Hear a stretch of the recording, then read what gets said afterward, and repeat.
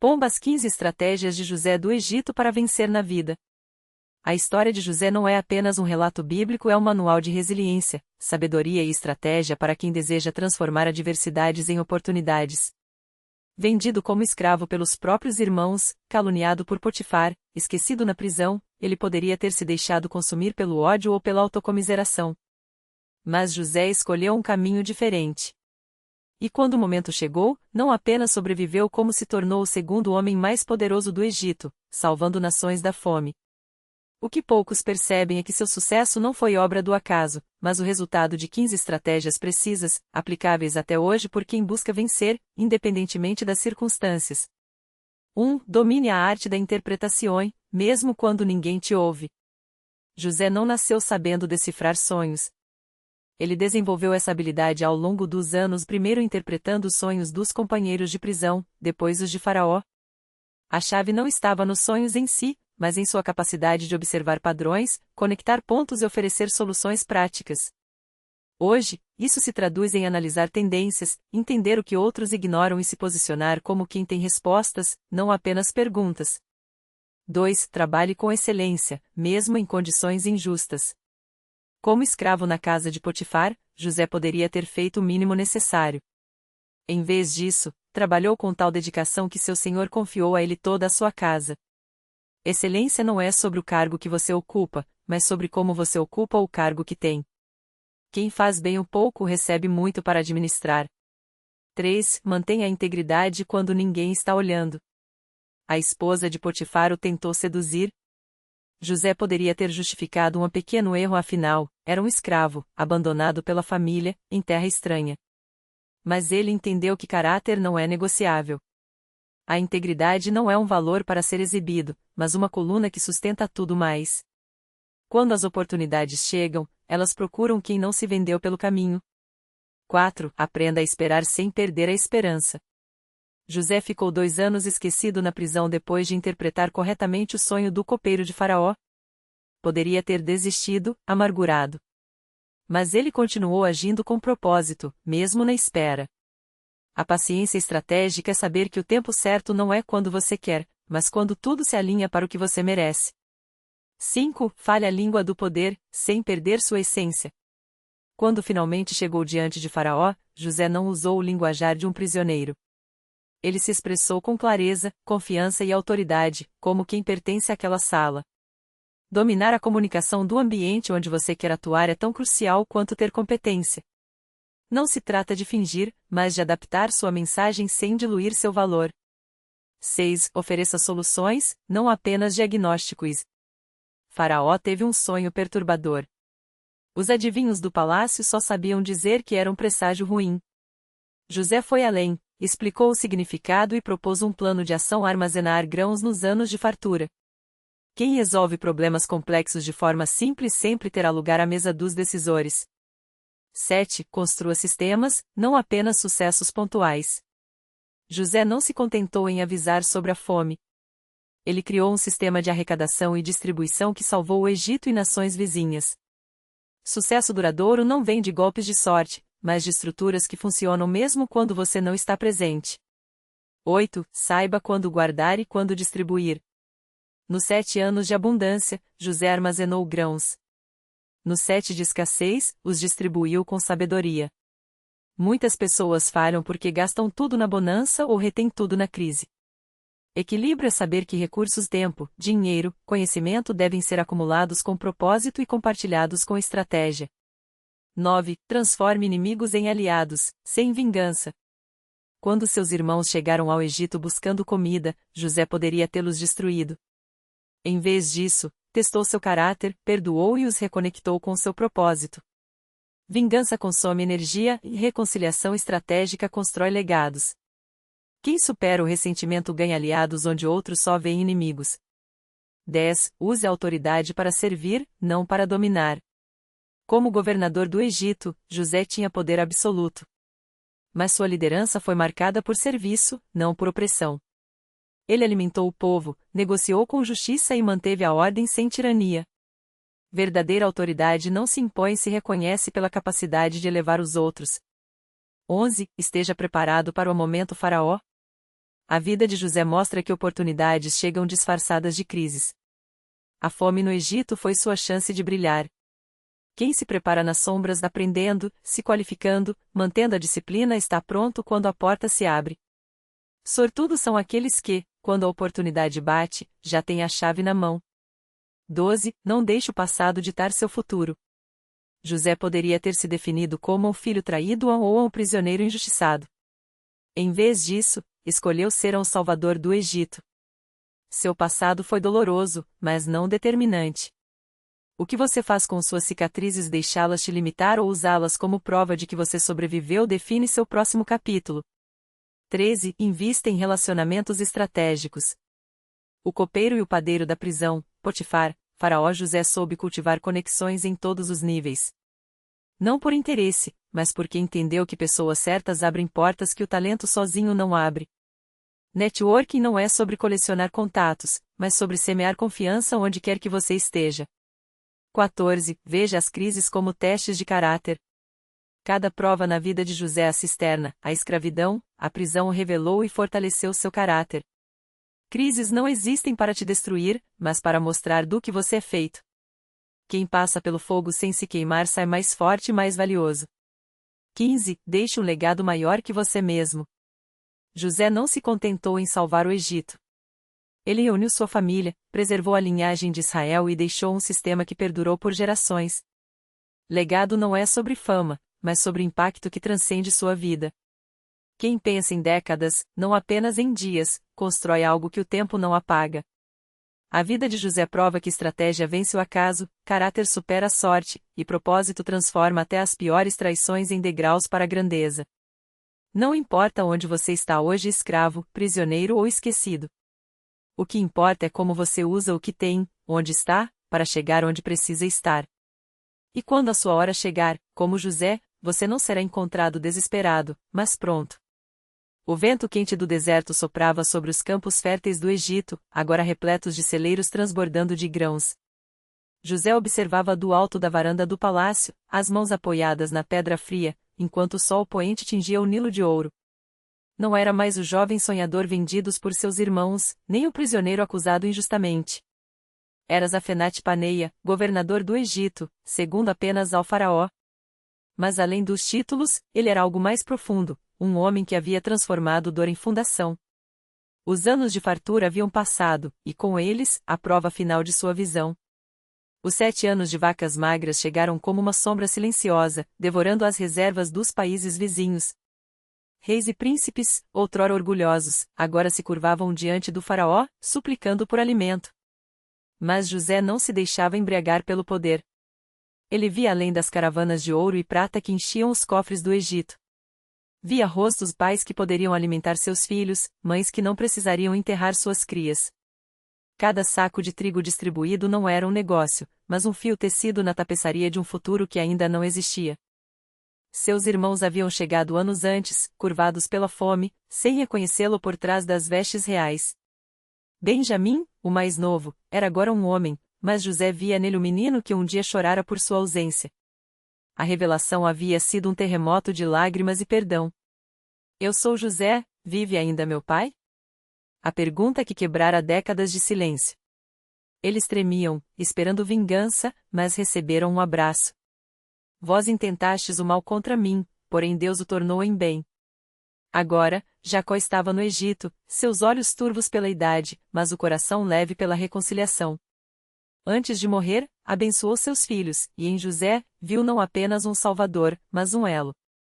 Eis que te dou a mais do que a teus irmãos, a cordilheira que tomei dos amorreus com a minha espada e com o meu arco. Não era a terra que Jacó conquistara, mas uma promessa, um legado que transcendia a posse. José entendia. Herança não se media em shequels ou efás de trigo, mas na semente plantada nas gerações seguintes. Ele ordenou que, quando morresse, seus ossos fossem levados de volta a Canaã. Não era um capricho, mas um símbolo. O Egito havia sido seu campo de batalha, seu cadinho, mas não seu destino final. Seu povo pertencia a uma terra que ainda não conhecia, a uma nação que ainda não nascerá. Antes de fechar os olhos para sempre, José olhou para seus filhos, Efraim e Manassés, e repetiu as palavras que o haviam sustentado nas masmorras: Deus visitará vocês e os fará subir desta terra para a terra que jurou dar a Abraão, Isaque e Jacó. Os anos se passaram. Os egípcios esqueceram José, como esquecem todos os homens. Mas seu sistema permaneceu. Os celeiros continuaram cheios, as leis de distribuição justas, e nas tendas dos hebreus, as histórias de José eram contadas ao pé do fogo, como um farol. Ele foi vendido, mas não se dobrou. Foi esquecido, mas não se perdeu. Foi exaltado, mas não se corrompeu. E assim, enquanto o deserto engolia os rastros de sua passagem, o legado de José crescia como trigo no inverno silencioso, persistente, alimentando o futuro muito depois que as mãos que o semearam viraram pó. A geração que conhecera José envelheceu e se foi. Seus filhos, porém, cresceram sob o peso de uma promessa que não podiam ver. Efraim e Manassés, agora homens de barbas grisas, observavam seus próprios netos brincarem entre os canais de irrigação, onde a água escura refletia o céu do Egito como um espelho quebrado. As palavras do pai ainda ecoavam em suas mentes, mas o tempo as tornará menos uma certeza e mais um suspiro, algo que se repete por hábito, como as orações da manhã. O faraó que reinava então não era o mesmo que abraçara José como irmão. Os tronos mudam de mãos, e com eles, as memórias. Os novos senhores do Egito olhavam para os hebreus com desconfiança. Por que eles são tão numerosos? Murmuravam nos corredores dos palácios. Por que seus rebanhos pastam em nossas terras melhores? Por que seus deuses são invisíveis, enquanto os nossos se erguem em pedra e ouro? A inveja é uma semente que brota sem necessidade de chuva. Primeiro vieram os impostos sobre o gado. Depois, as cotas de grãos a serem entregues aos armazéns do faraó, cotas que nunca eram suficientes. Os hebreus, acostumados a viver como hóspedes honrados, agora curvavam as costas sob o sol do meio-dia, arrastando blocos de pedra para erguer cidades que não seriam suas. Pitom e Ramsés, diziam os feitores, chicoteando o ar. O faraó quer que seu nome dure para sempre. Nas tendas, à noite, as mulheres teciam linho enquanto os homens contavam, em voz baixa, as histórias de José. Mas os mais jovens já não ouviam com o mesmo arrebatamento. O que adianta uma promessa se nossos filhos nascem escravo? Perguntava um, cuspindo no fogo. Outro respondia, apertando os punhos, talvez a terra prometida seja só outra mentira, como a liberdade que nos tiraram. Foi então que, numa noite sem lua, uma criança nasceu entre os juncos do Nilo. Sua mãe, Joquebede, escondeu-o por 3 meses, mas quando não pôde mais ocultar seu choro, teceu um cesto de papiro, calafetou-o com betume e o depositou entre as plantas da margem. Sua irmã, Miriam, ficou espreitando de longe, o coração batendo como um tambor de guerra. A filha do faraó desceu ao rio para se banhar, como fazia todas as manhãs. Entre os dedos das servas que pentearam seus cabelos negros, ela viu o cesto balançando. Ao abri-lo, o menino chorou, e algo em seu pranto, talvez a teimosia, talvez a fome, fez com que ela o erguesse contra o peito. É um dos filhos dos hebreus, disse uma serva, mas a princesa já havia decidido, ele será meu filho. Chamou-o de Moisés, porque das águas o tirei. Miriam, escondida entre os juncos, saiu correndo para buscar a mãe. E assim, sem que ninguém percebesse, o filho da escrava tornou-se príncipe do Egito, amamentado pela própria mulher que o escondera da morte. Os anos passaram.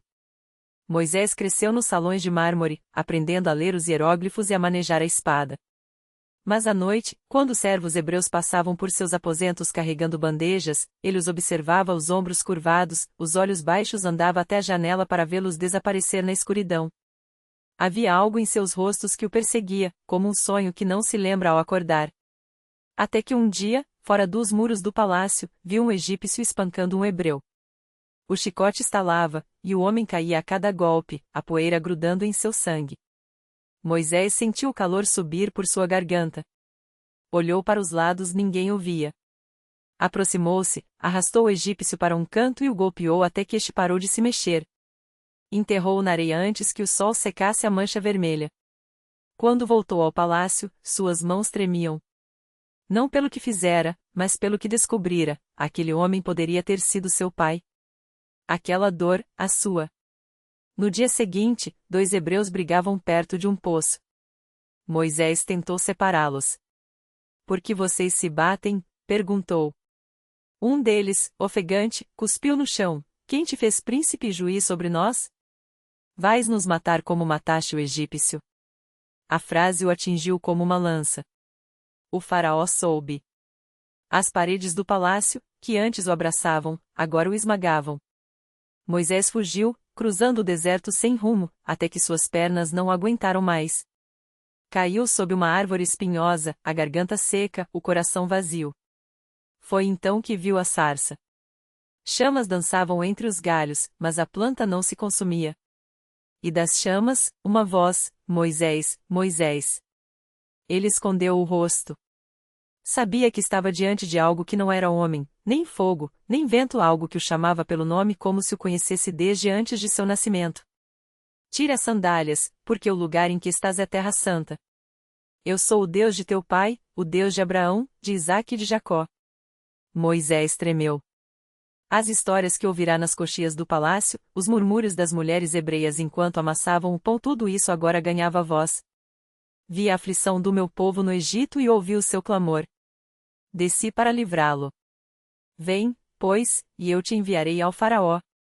Ele quis recuar. Quem sou eu para ir? Sua voz era um fio de fumaça. Eu serei contigo. E assim, o príncipe fugitivo, o homem que matara e temera, o estrangeiro em sua própria pele, voltou ao Egito não com uma espada, mas com um cajado. Não com um exército, mas com uma promessa. O faraó riu quando Moisés e Arão se apresentaram diante dele. Quem é o Senhor, para que eu lhe obedeça? Não conheço o Senhor, nem deixarei Israel ir. Então vieram as pragas. Primeiro, a água virou sangue. Os peixes morreram, e o Nilo fedeu como um cadáver. Os magos do faraó replicaram o milagre, mas não puderam revertê-lo.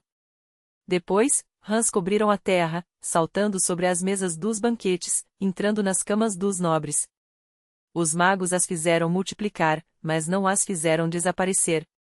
Em seguida, piolhos nasceram da poeira, moscas enxamearam as casas, o gado morreu nos campos, úlceras cobriram homens e animais. Granizo queimou as plantações, gafanhotos devoraram o que restara. Trevas espessas como pano encobriram o Egito por 3 dias, trevas que podiam ser apalpadas, que sufocavam como um sudário. A cada praga, o faraó chamava Moisés, suplicando que intercedesse. A cada vez, prometia deixar o povo ir. Mas quando a praga cessava, seu coração endurecia. Até que veio a última. À meia-noite, disse Moisés, passarei pelo Egito. Todo primogênito, desde o filho do faraó até o filho da escrava, morrerá. Só serão poupados aqueles cujas portas estiverem marcadas com o sangue de um cordeiro. Os hebreus obedeceram. Mataram os animais, pintaram as ombreiras das portas, e se reuniram dentro de suas casas, comendo pão sem fermento e ervas amargas, prontos para partir. À meia-noite, um grito subiu do palácio e se espalhou pela cidade, um lamento que rasgou a noite como um manto. O faraó, com o rosto desfigurado pela dor, chamou Moisés e Arão. Tomai vossos rebanhos, vossas mulheres, vossos filhos, e ide. Servi ao vosso Deus. Eles partiram às pressas, antes que o sol nascesse. 600.000 homens, sem contar mulheres e crianças, saíram do Egito com suas ovelhas, seus bois, seus burros carregados de massas ainda cruas. Levavam também os ossos de José, como ele ordenara séculos antes, porque uma promessa não é só para os vivos. O faraó, porém, não demorou a se arrepender. O que fizemos? Clamou. Perdemos nossos servos. Reuniu seus carros e seus melhores guerreiros e partiu em perseguição. Quando os hebreus viram, à distância, a poeira levantada pelos cavalos, o terror os tomou. À frente, o mar. Atrás, a morte. Moisés ergueu o cajado. E o mar se abriu. Um caminho de terra seca surgiu entre as águas, ladeado por muros líquidos que brilhavam sob a lua. Os hebreus cruzaram em silêncio, os pés afundando levemente na areia úmida. Quando o último deles pisou na outra margem, as rodas dos carros egípcios já se afundavam no lodo. As águas voltaram a se encontrar com um rugido, engolindo homens, cavalos e carros como se nunca tivessem existido. Na manhã seguinte, Miriam pegou um tamborim e começou a dançar à beira-mar, enquanto as mulheres respondiam em coro: Cantai ao Senhor, porque ele é sublime, lançou no mar cavalo e cavaleiro. Moisés, porém, olhava para o horizonte. Diante deles, só areia e céu. A terra prometida ainda estava longe. Mas pela primeira vez em 400 anos, eles estavam livres. E o vento, soprando do deserto, parecia sussurrar: ainda não acabou.